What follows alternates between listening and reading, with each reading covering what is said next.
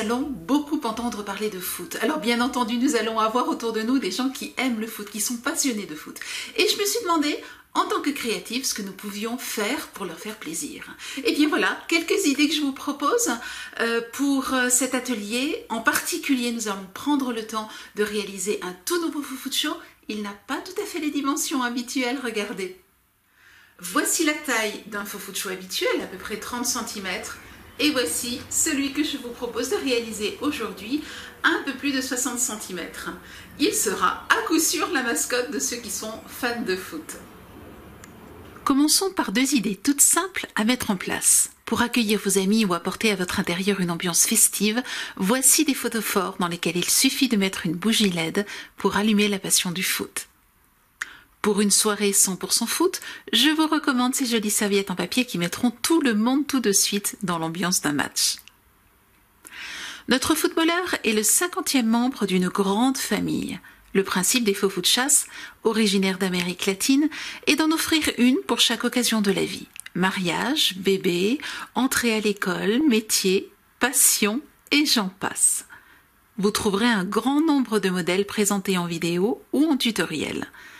Chaque modèle est associé à un patron que vous retrouverez dans notre boutique. J'ai tout un tas de choses à vous montrer concernant notre footballeur. Je vais donc aller assez vite sur des points que je vous ai déjà montrés dans les deux vidéos de base. Je vous mets les liens sous la vidéo afin que vous puissiez vous y reporter et je vous recommande de les regarder. Commençons par fabriquer les pieds, les chaussures plus précisément.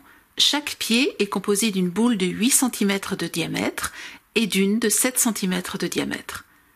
Je découpe l'une et l'autre à 1 cm du milieu, puis les colle ensemble. Je les redécoupe ensuite. Je découpe un rectangle dans une planche de mousse thermoformable. La mousse doit déborder d'environ 4 cm autour de la chaussure. Je place cette mousse sous un tissu très fin, épaisse à faire à repasser, puissance maximum, sans vapeur. Dès que les bords se relèvent, j'étire la mousse thermoformable sur la chaussure.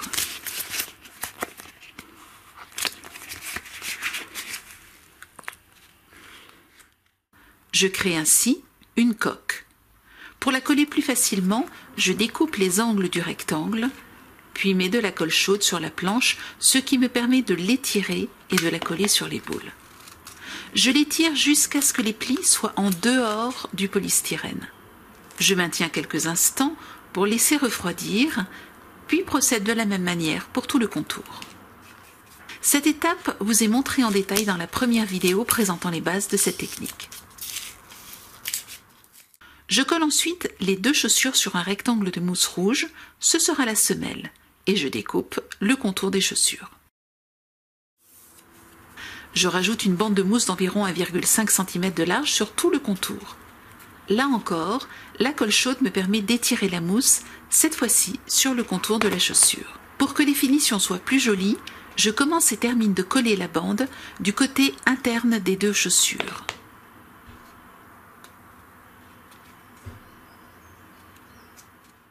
Je trace des bandes de 1 cm de large. Lorsque je veux marquer la mousse pour tracer ou reproduire un dessin, je n'utilise pas de crayon ou de stylo qui laissent des traces, mais l'outil numéro 1 qui permet ensuite d'avoir des découpes propres. Je découpe ensuite ces bandes sur une longueur de 5 cm et les enroule sur elles-mêmes. Je crée ainsi les crampons que je colle sous les chaussures. Mettons les chaussures de côté quelques minutes et procédons au thermoformage de la tête. C'est exactement le même principe, mais cette fois-ci avec une boule de 14 cm de diamètre et un carré de mousse thermoformable de 30 cm de côté. Je prépare une tasse sur laquelle poser ma boule, cela me permettra de pouvoir utiliser mes deux mains pour le thermoformage. Je thermoforme la mousse. Je vous rappelle que pour un bon thermoformage, votre tissu ou torchon doit être très fin. Le carré de mousse est grand, n'hésitez pas à bien le chauffer pour que l'étape suivante soit plus simple à réaliser. J'attends que les bords rebiquent et j'étire ensuite la mousse sur la boule. Je crée ainsi le visage de mon footballeur.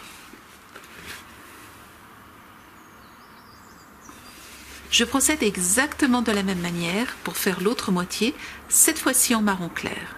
Ce sera la base de la chevelure. Pour faciliter le collage des deux coques, je marque le tour de la boule avec un stylo ou un feutre. Comme pour les chaussures, je découpe les angles. Je colle ensuite une première moitié de coque en mettant bien la colle sur la mousse afin de pouvoir l'étirer et faire déborder les plis autant que possible du tracé que je viens de faire au stylo. Je procède de la même manière pour tout le contour. Une petite astuce qui pourra vous aider. En imaginant que la boule soit une horloge, collez la mousse à 12 heures, 3 heures, 6 heures, 9 heures, puis collez entre ces points. Ce sera presque inévitable que vous ayez des plis, mais vous verrez tout à l'heure qu'il y a une astuce pour les cacher. Découpez l'excédent de mousse en suivant les traits faits au départ. Il ne reste plus qu'à procéder exactement de la même manière pour l'autre partie de la tête.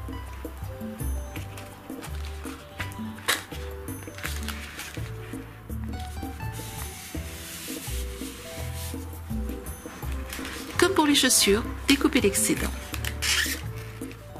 Vous le voyez, pour le moment, c'est très moche. Mais nous allons placer une bande d'environ 4 cm de large sur le contour.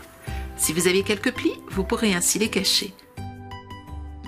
Là encore, la colle chaude permet d'étirer la bande sur le contour du visage. Et voici le résultat final. Mettons de côté la tête et passons maintenant aux jambes. Je découpe un fil d'alu de 50 cm de long et le plie en deux, en le torsadant. Peu importe la couleur du fil d'alu. Il sera la base des jambes. Je reproduis cette étape pour avoir la base de la deuxième jambe.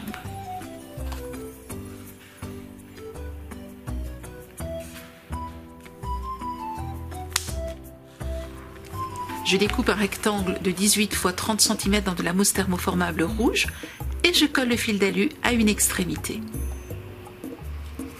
Il suffit ensuite de rouler la planche autour du fil. Voilà, j'ai les deux jambes de mon sportif. Je les pique sans les coller dans les chaussures et rajoute une bande blanche d'environ 1,5 cm de large. Cela donnera l'effet de la chaussure qui remonte légèrement sur les chevilles. Je découpe ensuite de fines bandes de 3,5 cm de large et les colle en croix pour donner l'effet de lacet sur les chaussures.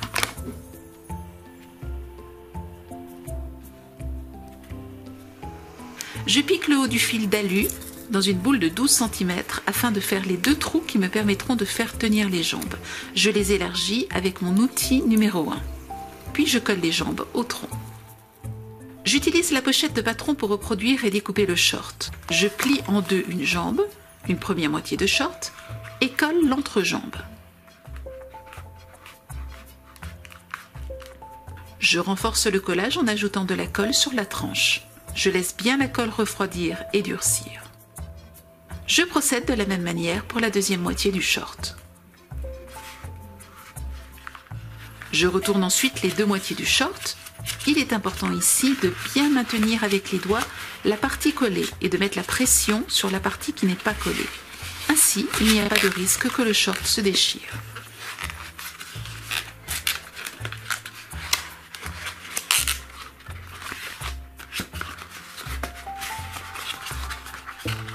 Enfilez les deux moitiés de short sur les jambes et vérifiez si des réajustements sont nécessaires.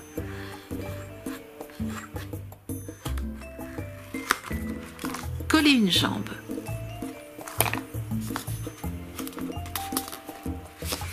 Placez la deuxième jambe et vérifiez qu'elle est bien à la hauteur de la première.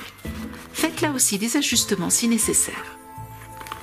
Marquez la couture du short de manière à ce qu'elle soit droite, puis faites les découpes nécessaires.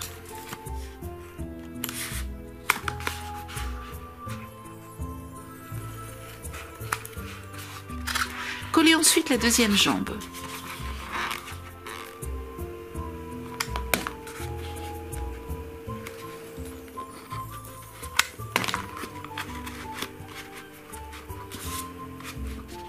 Vous remarquerez au passage que j'ai collé un logo sur les chaussures. N'hésitez pas à modeler les jambes comme elles contiennent du fil d'alu, vous pouvez les manipuler afin que le footballeur tienne debout. Reproduisez le patron du t-shirt, découpez-le et collez-le. Placez-le et collez-le sur le corps.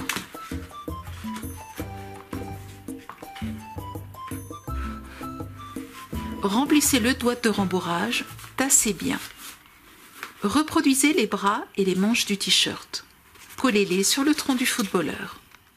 Rajoutez les petits éléments portant le drapeau français sur le devant et au dos du t-shirt. Vérifiez l'emplacement de la tête et collez-la. Il est important de bien la maintenir jusqu'au refroidissement total de la colle. Collez les petits éléments décoratifs sur le t-shirt. Vous pouvez aussi rajouter un numéro de joueur. Je ne vous propose pas dans la pochette de patron ces éléments car chacun choisira son équipe. Nous arrivons maintenant aux yeux. Pour cela, je vous conseille de découper les yeux que vous trouverez dans la pochette de patron et de les placer sur le visage. Selon l'endroit où vous les placerez, vous donnerez à votre personnage un regard différent, une personnalité différente.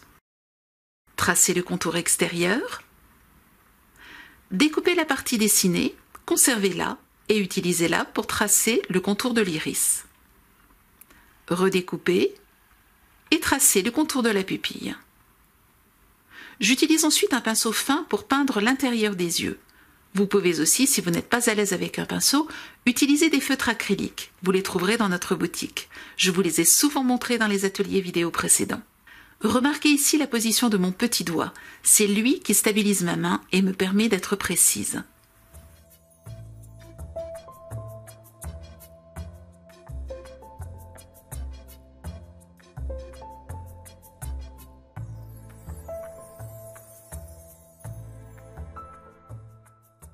Je colle le petit nez.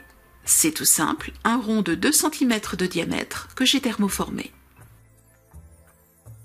Je peins ensuite la bouche. Je vous dis ici que mon personnage est un petit air à la fois amusant, décidé et blagueur. Je reproduis, trace et découpe, puis colle les oreilles. Je finis par les cheveux. Pour cela, je découpe les mèches de cheveux que vous trouverez dans la pochette de patron et les colle dans l'ordre indiqué dans la pochette, après les avoir thermoformés pour leur donner un mouvement.